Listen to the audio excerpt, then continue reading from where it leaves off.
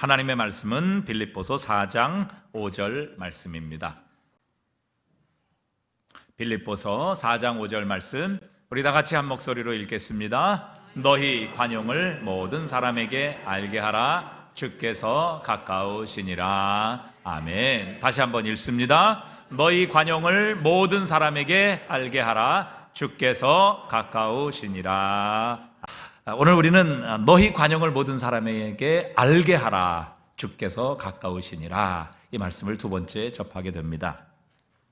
세상을 보는 관점, 세상을 어떻게 보느냐에 따라 우리의 선택, 우리의 행동, 그리고 이 세상을 살아가는 삶의 방법도 달라지게 됩니다. 어느 대학교에서 학생들이 기숙사에 자판기를 설치해 달라고 수차례 요청을 했습니다. 그러던 중 비 오는 날 밤에 한 학생이 담배를 사러 나가다가 고장난 신호등 앞에서 교통사고로 사망을 하게 되었습니다. 자, 그렇다면 누구의 잘못일까요? 담배 자판기를 설치하지 않은 학교의 잘못일까요? 아니면 비 오는 날 밤에 담배를 사러 나간 학생의 잘못일까요? 아니면 신호등을 제대로 관리하지 않은 경찰청의 잘못일까요? 아니면 사고를 낸 운전자의 잘못이겠습니까? 누구의 잘못일까요? 네? 다 잘못했어요? 누가 잘못했을까요? 누구의 문제일까요? 네, 여러 가지 말씀이 나오고 있습니다. 사실 이 문제는 어떤 관점으로 세상을 보느냐, 문제를 보느냐에 따라 각기 다 해석은 달라집니다. 예를 들어서 어떤 기자가 기사를 쓸 때 우리나라 신호등 관리 엉망, 이런 관점으로 기사를 쓴다면 학생의 죽음은 저 잘못된 고장난 신호등 때문이 될 것입니다. 또 교내에서 담배 피우는 학생이 점점 늘어간다라는 만약에 이런 기사로 신문을 쓴다면 담배를 끊지 못한 학생의 잘못이 될 수도 있습니다. 또 학교, 학생의 관심에, 학생의 필요에 관심 없음이라는 관점을 가지고 만약에 기사를 쓴다고 하면 그런 요청을 수차례 했는데도 불구하고 자판기를 설치하지 않아 그 비 오는 날 밤에 담배를 사러 나가게 만든 학교의 잘못일 수도 있습니다.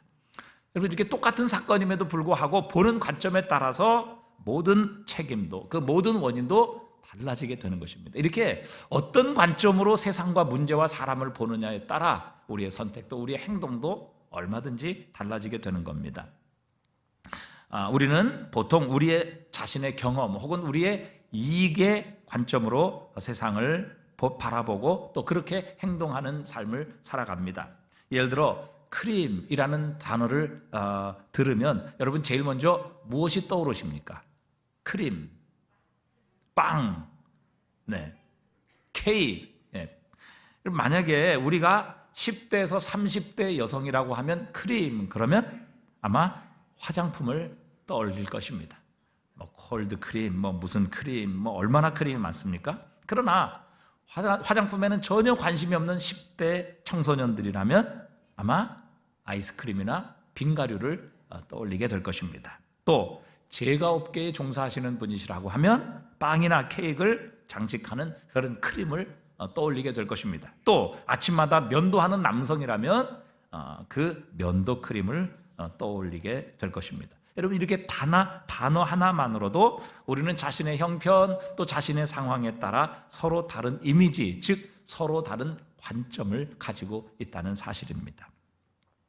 여러분, 세상 사람들은 관용을 베풀지 않습니다. 관용을 베풀려 하지 않습니다. 왜냐하면 내 것을 내어주고 또 우리가 남들에게 베푸는 것을 손해라는 관점으로 이 세상을 바라보기 때문에 그렇습니다. 나에게 도움이나 유익이 아니라 오히려 내게는 마이너스고 내게 있는 소유가 줄어드는 것이다 라는 관점으로 이 관용을 바라보고 생각하기 때문에 이 관용을 베풀지 못하는 것입니다. 이게 세상적인 관점이지요. 세상은 왜 이렇게 생각합니까? 그 중요한 이유 중에 하나는 세상은 자기 혼자이기 때문에 그렇습니다. 그렇게 살아 이 세상에 어떤 보상, 어떤 대가도 받을 수 없다라고 그렇게 생각하기 때문이죠. 그러나 이 관점이 과연 옳은 관점일까 하는 것입니다. 미국의 노드스트롬 백화점이라고 있습니다. 아주 타의 추종을 불허하는 고객 서비스로 아주 유명한 백화점입니다. 어찌나 이 백화점의 서비스가 훌륭한지 다른 백화점보다 조금 비쌈에도 불구하고 그 비싼 가격마저 깜빡 잊어버릴 정도로 이렇게 서비스가 훌륭하다고 합니다. 다른 백화점보다 비록 비싼 물건이 많지만 그러나 다른 백화점보다 돈을 더 주고서라도 이 백화점, 노드스트롬 백화점에서 많은 사람들이 쇼핑을 하고 싶어 한다고 합니다. 왜냐하면 그 백화점 노드스트롬에서 쇼핑하는 편이 훨씬 더 즐겁고 또 편안하기 때문이라고 합니다. 일반적인 백화점에서는 최대한 빨리 고객들을 순환시켜라, 그리고 얼굴에 미소를 지으라, 이런 방법으로 영업을 하지요. 그러나 이 노드스트롬 백화점은 전혀 다른 철학을 가지고 있습니다.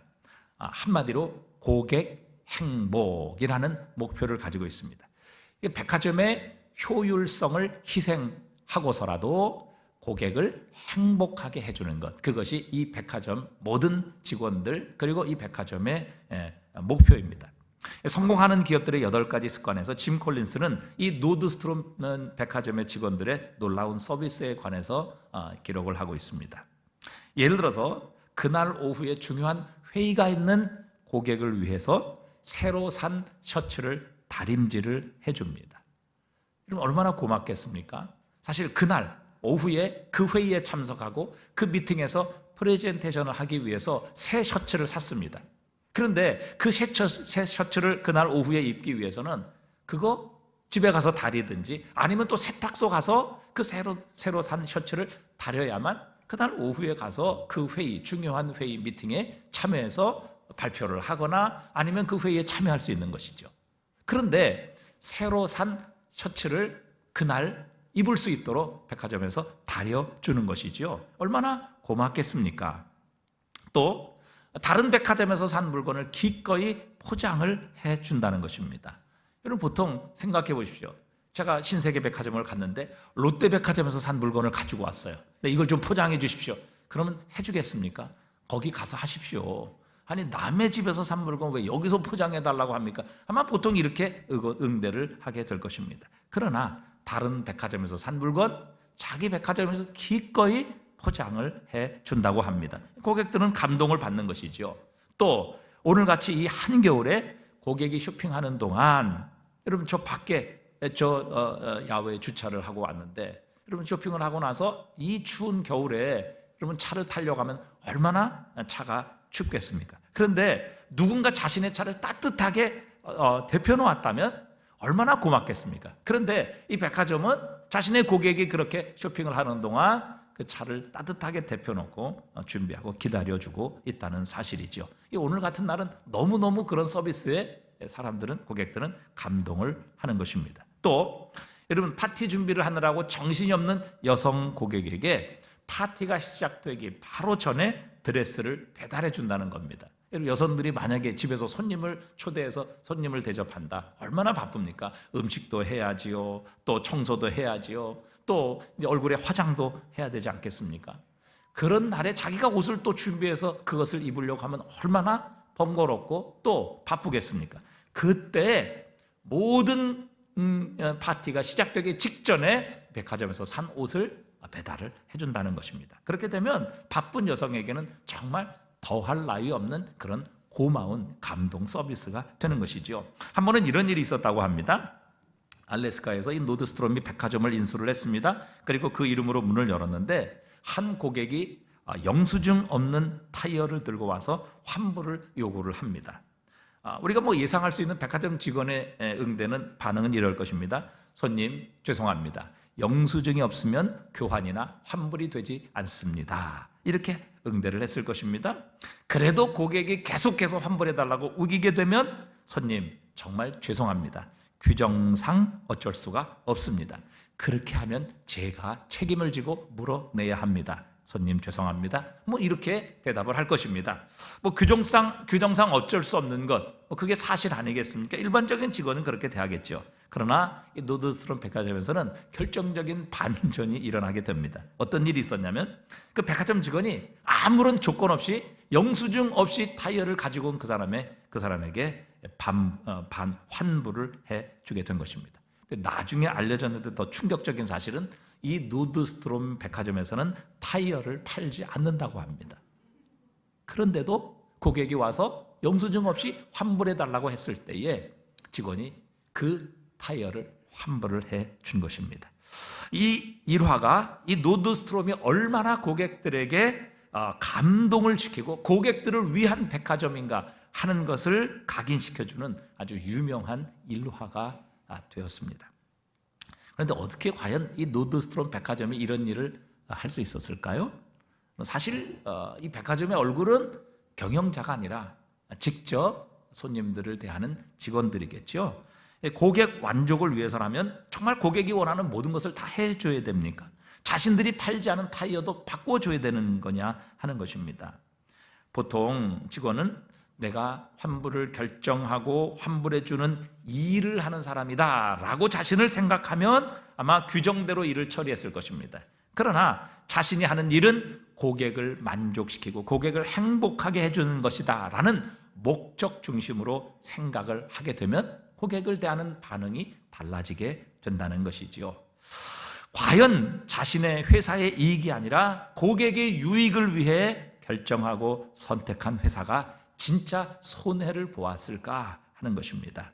이런 입소문을 타고 노드스트롬은 다른 백화점에 비해서 조금 가격이 비쌈에도 불구하고 쇼핑하고 싶은 회사 1위가 되었습니다. 원래 이 노드스트롬 백화점은 스웨덴 이민자인 노드스트롬이 작은 구두방으로 시작한 가게입니다. 그런데 4대에 걸쳐서 현재는 미국과 캐나다에 366개의 매장, 그리고 72,500명의 직원, 그리고 매출이 한 해 17조 원 되는 미국의 3대 백화점 중에 하나로 성장하게 됩니다. 여러분, 많은 사람들은 자신의 이익과 소유에 매몰되어 있어서 더 멀리, 더 큰 그림을 보지 못하는 것입니다. 그래서 자신이 무엇인가 관용을 베풀고 자신이 무엇인가 다른 사람에게 용서를 베풀며 또 무엇인가 은혜를 베풀 때에 우리는 내가 손해본다 이렇게 생각을 하고 그런 관점에서 사람들과 세상을 대하는 것입니다. 결국 작은 것 탐내다가 큰 것을 잃어버린 소탐대실의 현상이 우리의 삶에 일어나게 되는 것이죠. 여러분, 세상에는 세 종류의 사람이 있습니다. 먼저 테이커입니다. 늘 받는 사람이죠. 그 다음에 기브 앤 테이커가 있습니다. 내가 받은 대로 주는 사람입니다. 그 다음에 세 번째는 기버가 있습니다. 늘 베푸는 사람이죠. 용서도 베풀고 관용도 베풀고 사랑도 베풀고 은혜도 베풀고 물질도 베푸는 늘 기버가 있습니다. 여러분, 이 세 사람 중에 누가 과연 성공하는 삶을 살까요? 늘 받기만 하는 사람이요? 아니면 하나 받으면 하나 주는 이 기브 앤 테이커요? 아니면 늘 다른 사람에게 베풀고 나누는 기버? 자신의 삶이 손해라고 그렇게 생각하는 그런 사람일까요? 놀랍게도 여러분, 이 비즈니스 통계에 의하면 세계 최고의 기업가들, 성공한 CEO들의 대부분은 기브 앤 테이커가 아니라 바로 기버라는 사실입니다.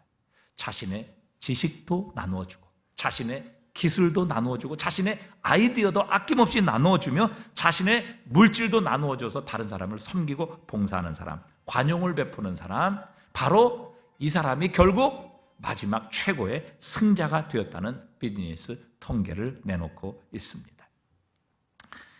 아브라함이 늙어 정말 자신이 100세에 낳은 이 귀한 아들 이삭의 배우자를 찾기 위해 자신이 신뢰하는 종을 가나안 땅에서 이 이삭의 아내를 얻을 것이 아니라 자신의 고향으로 가서 이 하나 있는 이삭의 아내 며느리를 찾으라 그렇게 보냅니다. 그때 아브라함의 종이 그 주인의 아브라함의 명령을 받고 길을 떠나며 하나님 앞에 이런 기도를 드립니다. 하나님, 우리 주인 아브라함에게 은혜를 베푸시옵소서. 그래서 나의 길이 순조롭게 하시고 이삭의 아내를 순탄하게 만나게 하옵소서.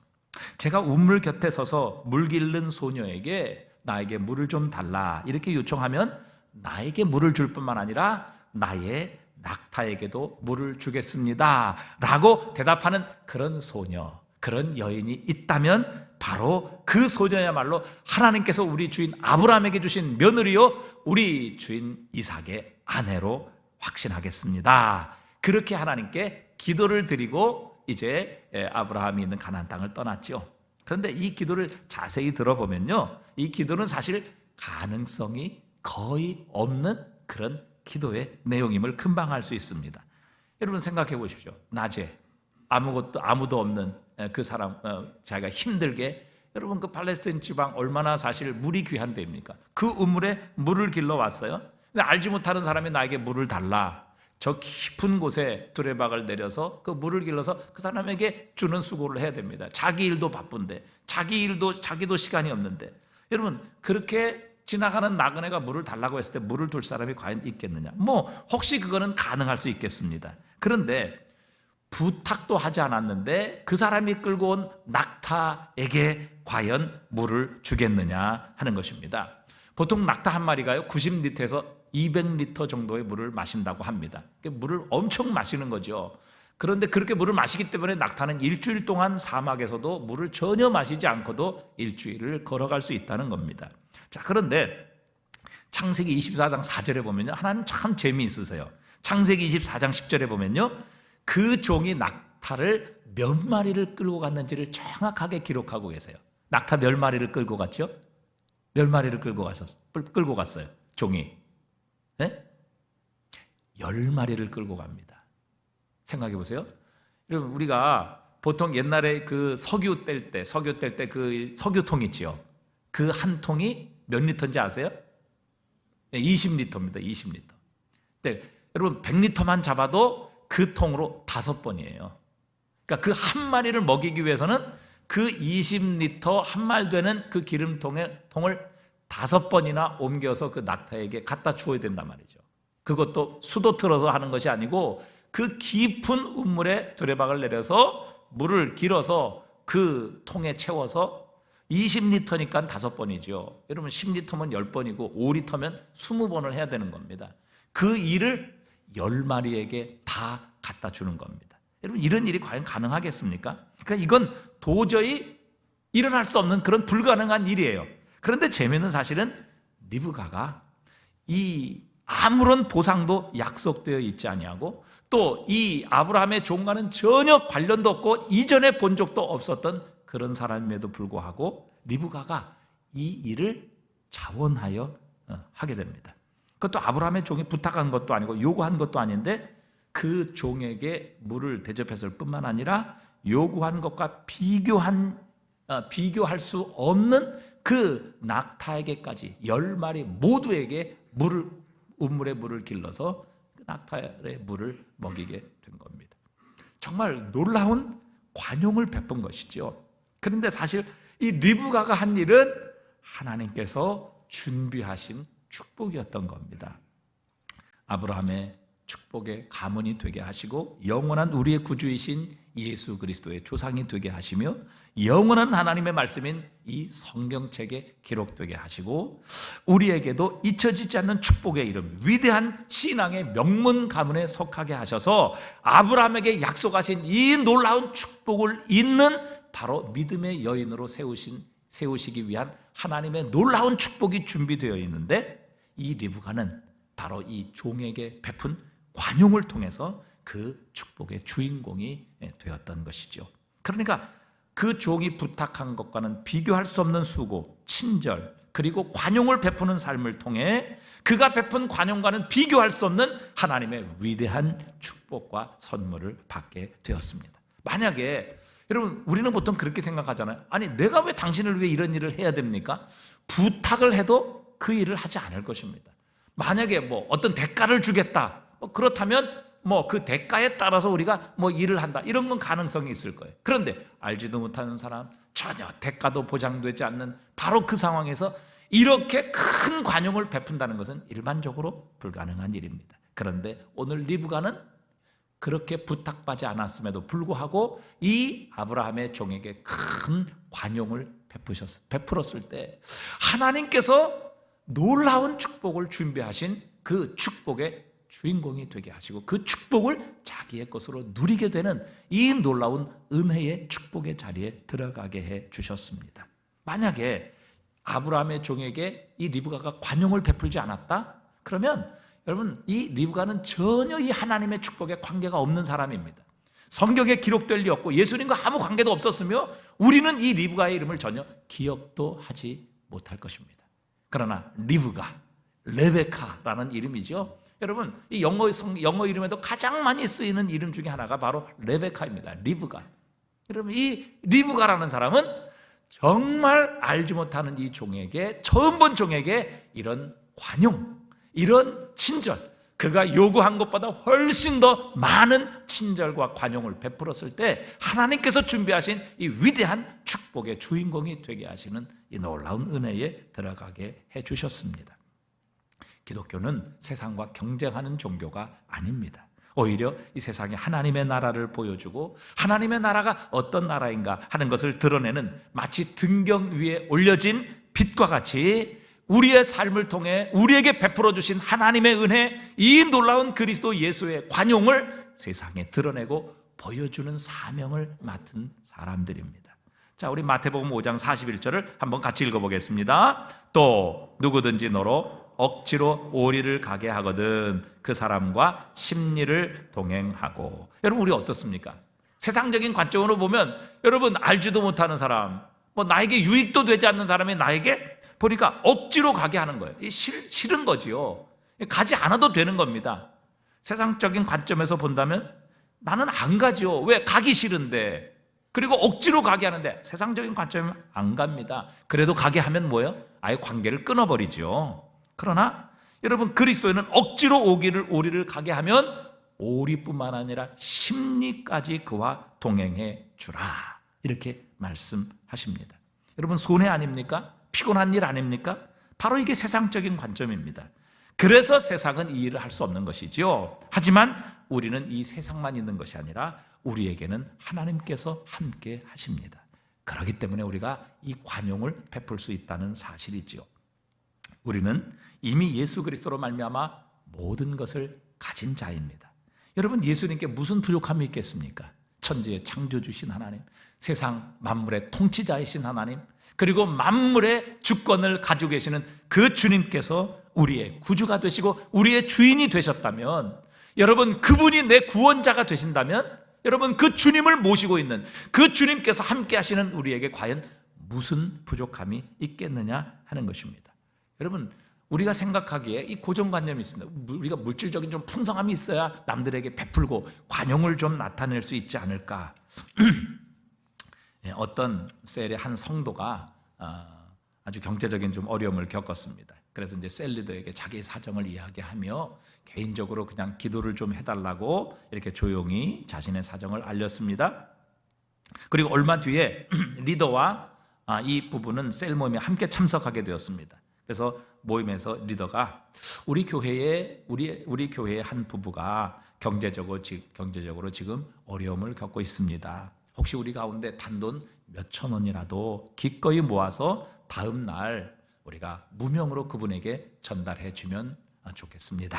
이렇게 광고를 했습니다.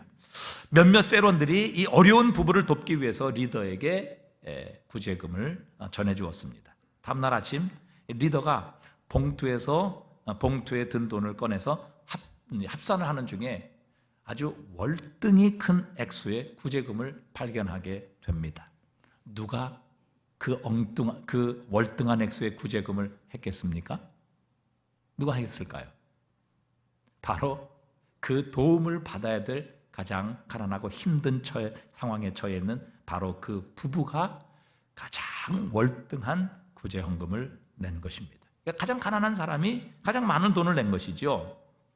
그들은 자신들을 돕기 위한 헌금이라는 사실을 모르고 어려움 가운데서 버거울 만큼 그렇게 구제헌금을 해서 가난한 자를 돕는 일에 앞장섰던 것이죠. 여러분, 우리는 생각하기에 우리가 무엇인가 많이 가져야 관용을 베풀 수 있을 것이다, 그렇게 생각하는데 절대 그렇지 않습니다. 여러분, 하나님의 은혜를 받으면 관용을 베풀 수 있습니다. 하나님의 크신 사랑을 깨달으면 우리는 우리의 소유에 관계없이 큰 관용을 베푸는 사람이 될 수 있다는 사실입니다.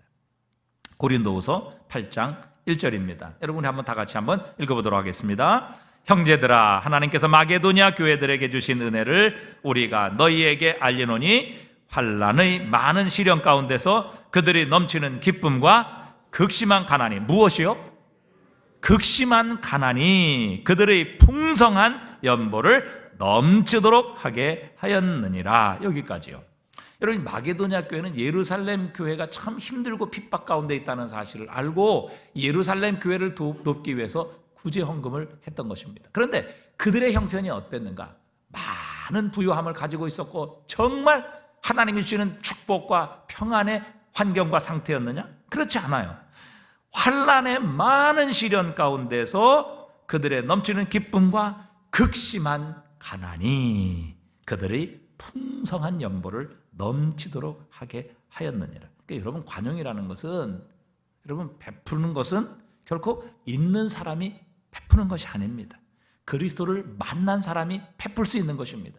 주님의 은혜를 받은 사람이 베풀 수 있는 것입니다. 주님의 사랑을 깨달은 사람, 그 주님이 나와 함께 하시는 나의 구주라는 것을 분명히 체험한 사람이 자신의 환경, 조건, 그리고 가난함에도 불구하고 그들은 최선을 다해 주님을 섬기고 주님의 관용을 세상에 알게 하는 것입니다. 스캇 솔추라는 목사님이 이런 얘기를 했어요. 가진 것이 적든지 많든지 우리는 그리스도로 인해 세상에서 가장 부유한 사람들이다. 그리스도 안에서 우리는 구원하는 은혜로 인하여 부유하다 그랬습니다. 여러분, 그리스도께서 나를 구원하시기 위해서 자신의 생명까지 내어주셨습니다. 여러분, 우리는 그런 주님의 구원을 받은 사람들입니다. 여러분, 천지의 주제이신 주님께서 나를 위해 죽으실 정도로 나를 사랑하시고 나를 위하시는데, 그 주님의 구원을 받았는데, 여러분, 내가 부유한 사람 아닙니까? 그 주님께서 나를 구원하시고 나를 위해서라면 하시지 못할 일, 심지어는 자신의 생명까지도 내어주시는 그런 주님이 나의 구주이신데, 내가 그런 구원을 받았다면 여러분, 나는 세상에서 가장 부유한 사람 아니겠습니까? 그러기에 이 주님의 구원하는 은혜를 받은 우리는 모두는 세상에서 가장 부유한 사람들입니다. 또 하나님께 사랑받는 아들과 딸이라는 지위로 인해 우리는 세상에서 가장 부유한 자들입니다. 여러분, 누가 하나님의 사랑받는 아들, 딸들을 건드리겠습니까? 여러분, 자녀들끼리 싸우더라도 그 옆에 부모가 있으면 아무리 센 아이들도 그 부모의 자녀는 건드릴 수가 없습니다. 하물며 여러분, 이 만물의 주제이시고 천지의 창조이신 하나님의 아들, 딸로 우리를 입양해 주시고 우리를 구원해 주셨는데, 여러분, 세상에 누가 과연 우리를 건드릴 수 있겠습니까? 하나님께서 우리를 하나님의 아들, 딸로 이렇게 우리의 지위를 바꾸어 주셨다는 이 일로 인해 우리는 세상에서 가장 부유한 자들입니다. 또 세상의 그 무엇도 우리를 사랑하시는 하나님의 사랑에서 끊을 수 없다는 확신으로 인해 우리는 부유한 자들입니다. 심지어 죽음조차도 이 세상이 해결할 수 없고 이 세상이 가장 두려워하고 무서워하는 죽음조차도 그리스도 예수 안에 있는 하나님의 사랑에서 우리를 끊을 수 없습니다. 그래서 우리는 다시 살게 될 것입니다. 우리는 부활하게 될 것입니다. 그것을 우리에게 확신시켜 주시기 위해 예수님은 친히 부활의 첫 열매가 되셔서 우리들에게 나타나셨던 것입니다. 또한 하나님께서는 우리를 해치시고 우리를 못 살게 구시는 분이 아니라 우리를 위한 번성의 좋은 계획을 가지고 계시는 확신으로 인해 우리는 부유한 사람입니다. 예레미야 29장 11절에 여호와의 말씀이니라 너희를 향한 나의 생각을 내가 아나니 평안이요 재앙이 아니니라 너희에게 미래와 희망을 주는 것이니라. 이것이 우리를 향한 하나님의 생각, 하나님의 계획이라고 하나님은 분명히 선포하셨습니다. 이런 하나님이 우리의 아버지이십니다. 이런 하나님께서 우리를 구원하시기 위해 그분의 독생자까지 십자가에 내어주셨습니다. 여러분, 이 놀라운 구원을 받은 우리야말로 세상에서 가장 부유한 사람들이 아니겠습니까? 그래서 우리는 사랑과 선행에 있어서도 넘치도록 부유한 삶을 살도록 우리는 하나님의 부르심을 받은 하나님의 자녀들입니다. 고린도후서 8장 9절 우리 한번 다 같이 읽어봅니다. 우리 주 예수 그리스도의 은혜를 너희가 알거니와 부유하신 이로써 너희를 위하여 가난하게 되심은 그의 가난하심으로 말미암아 너희를 부유하게 하려 하심이라. 아멘. 여러분, 예수님은 하나님이시지요. 영광의 보좌를 앉아 계신 분이십니다. 그러나 이 모든 것을 다 내려놓으시고 포기하시고 이 땅에 낮고 천한 모습으로 오셔서 자신의 생명까지 우리를 위해 십자가에 내어주셨습니다. 예수님께서 이렇게 가난하게 되신 이유는 바로 그분으로 인하여, 그분의 가난함으로 인하여 우리를 부요하게 하려 하심이라 말씀하십니다. 여러분, 예수님을 믿고 예수님의 구원을 받은 모든 자는 세상에서 가장 부요한 자들입니다. 왜요? 주님께서 우리의 구주가 되시기 때문입니다. 그분이 우리의 하나님이 되시고 우리의 아버지가 되시기 때문입니다.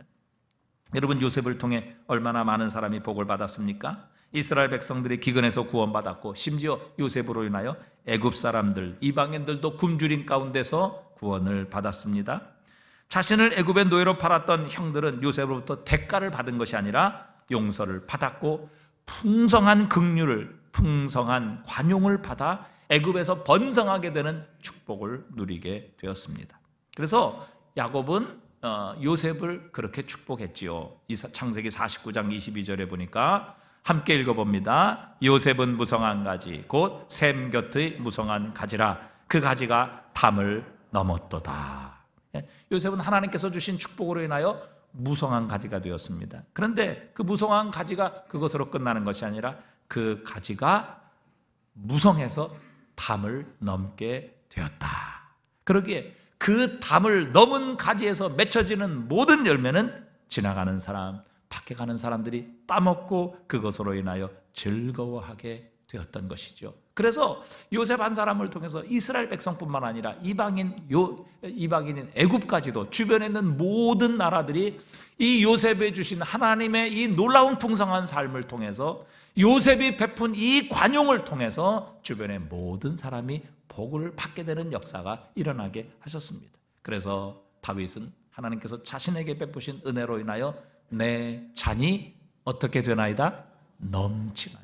생각해 보십시오. 여러분, 하나님이 주신 그 관용과 은혜와 축복이, 사랑이 넘치게 되면 여러분, 내 잔이 충만할 뿐만 아니라 넘쳐서 흐르는 모든 것들은 내 주변에 있는 모든 사람들이 나로 인하여 복을 받게 되는 역사가 일어나게 하시는 겁니다. 그래서 요셉은 무성한 가지가 되게 하셨고, 그 무성한 가지가 담을 넘게 되어서 요셉뿐만 아니라 이스라엘뿐만 아니라 주변에 있는 모든 나라들까지도 그 요셉이 베푼 관용으로 인하여 하나님의 놀라운 은혜와 축복에 참여하게 되었다는 사실입니다.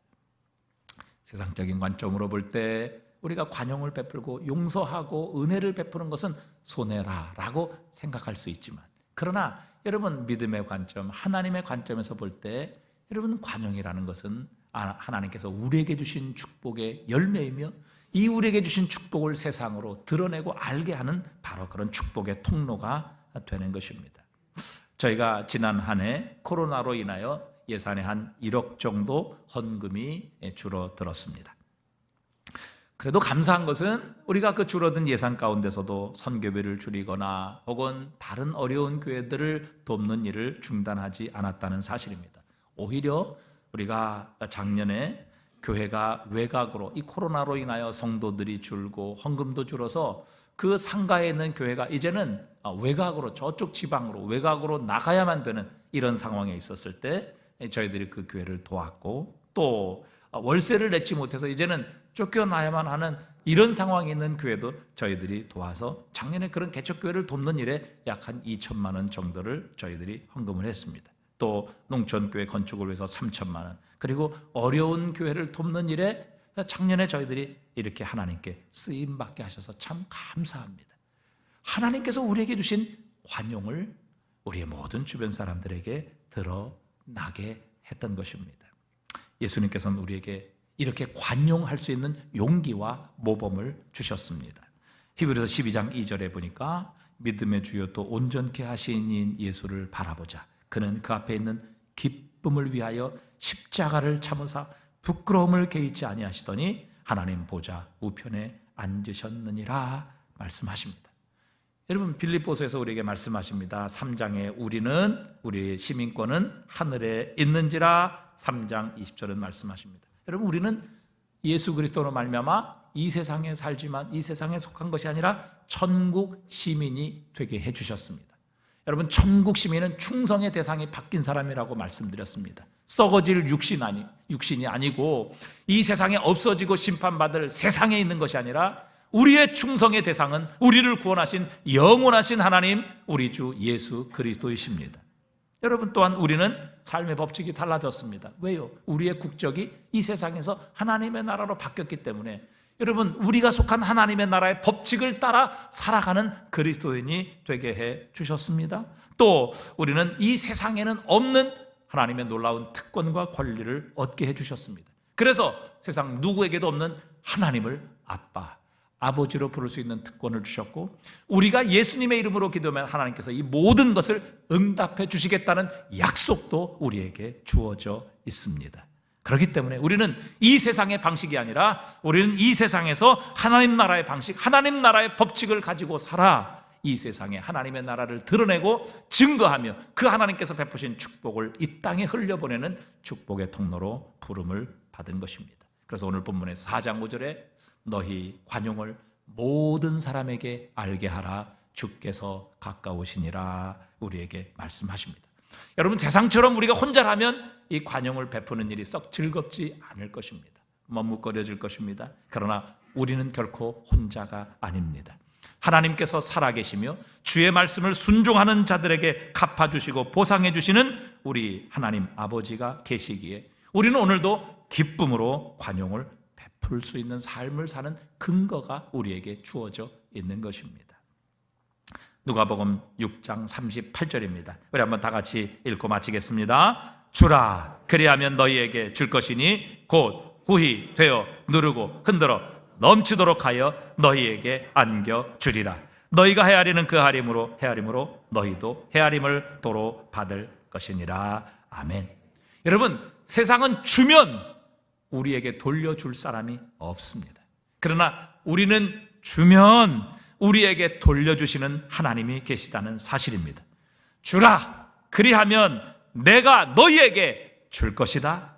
그냥 주시는 것이 아니라 후히 되어 누르고 흔들어 넘치도록 하여 그것이 다른 사람의 손에 들어가지 못하도록 너희에게 안겨주리라. 그렇게 약속하시는 우리 하나님이 우리 곁에 계십니다. 우리와 함께 하십니다. 그러기에 우리는 오늘도 관용을 베푸는 삶을 살아갈 수 있는 근거가 있고 그렇게 살아갈 수 있는 능력이 우리 안에 주어져 있는 것입니다.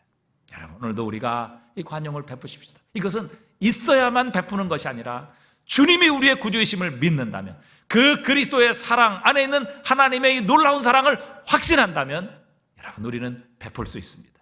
관용을 알게 할 수 있습니다. 우리에게 상처 주고 또 우리에게 고통을 준 자도 용서할 수 있는 능력이 우리 안에 주어져 있습니다. 왜요?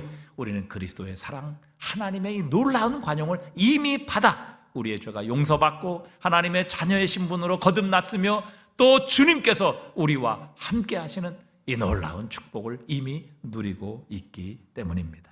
여러분, 세상의 관점에서 보면 관용은 손해입니다. 그러나 우리가 믿음의 관점으로, 하나님의 관점으로 이것을 보게 될 때에 우리에게 갚아주실 하나님이 계시며 또 이것을 우리가 순종하게 될 때에 우리에게 주라, 그러면 너희에게 후히 되어 누르고 흔들어 넘치도록 하여 친히 다른 사람이 그것을 우리의 손에서 그것이 다른 사람의 손으로 넘어가지 못하도록 우리 주님께서 우리의 가슴에, 우리의 품에 그것을 확실히 안겨주시리라 약속하신 우리 주님이 계시기 때문입니다.